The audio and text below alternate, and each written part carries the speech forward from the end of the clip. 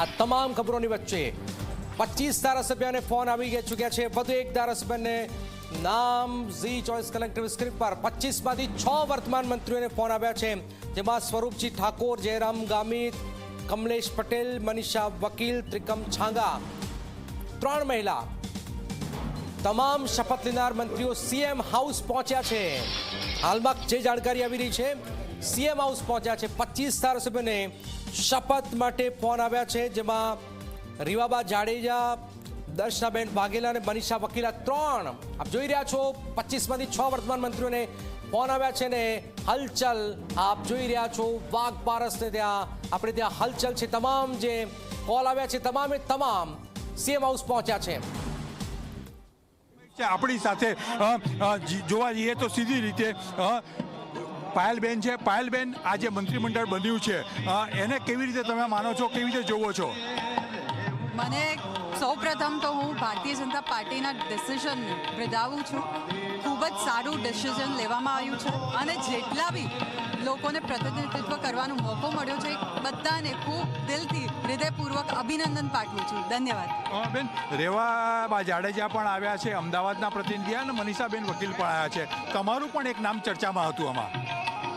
જો ડિસિઝન લેવું એ પાર્ટીની સત્તા છે અને અમે પહેલાંથી એ ડિસિઝનને બિરદાવીએ છીએ અને અત્યારે મેં જેમ કીધું કે મહિલા પ્રતિનિધિત્વ આ મારા માટે ખૂબ જ ગૌરવની વાત છે કે આવું અમારી પાર્ટી તરફથી ડિસિઝન લેવામાં આવ્યું છે અને તમામે તમામ મહિલાઓ જેને પ્રતિનિધિત્વ કરવાનો મોકો મળ્યો છે બધાને હૃદયપૂર્વક ફરીથી અભિનંદન પાઠવું છું. ધન્યવાદ. થેન્ક યુ બેન. ચોક્કસ પાયલબેનનું સ્પષ્ટ માનવું છે જે પ્રકારે મહિલાઓને પ્રતિનિધિત્વ મળ્યું છે એ ક્યાંક ને ક્યાંક એ તમામ લોકો આવકારી રહ્યા છે.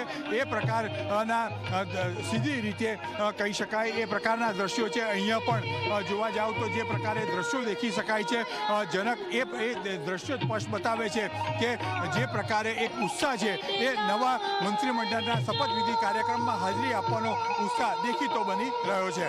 જી બિલકુલ બિલકુલ. હિતલ, હજુ બે નામ હજુ બહાર નથી આવી રહ્યા. કેટલો સમય લાગી શકે છે 2 નામમાં?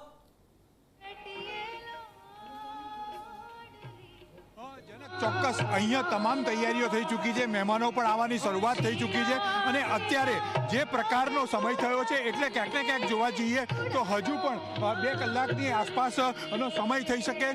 અહીંયા હું તમને બીજું પણ જેવો બતાવીશ કે તે તૈયારીઓ છે. સાધુ સંતોથી માંડીને તમામ લોકો સીધી રીતે અહીંયા આવવાની શરૂઆત થઈ ચૂકી છે. ક્યાંક ને ક્યાંક અત્યારે જે દ્રશ્યો છે, અત્યારે અહીંના દ્રશ્યો જુઓ. એક તરફ ગીત સંગીત અને ભજન સંધ્યાના જે કાર્યક્રમ છે એ કાર્યક્રમ થઈ રહ્યા છે અને જે પ્રકારે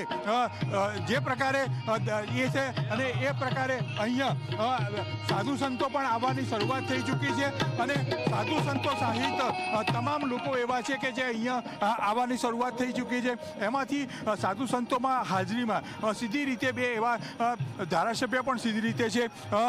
બાપુ, મંત્રીમંડળનું વિસ્તરણ છે મુખ્યમંત્રીના, આપ કેવી રીતે જોવો છો? કારણ કે આપ પણ જોડાયેલા છો સીધી રીતે.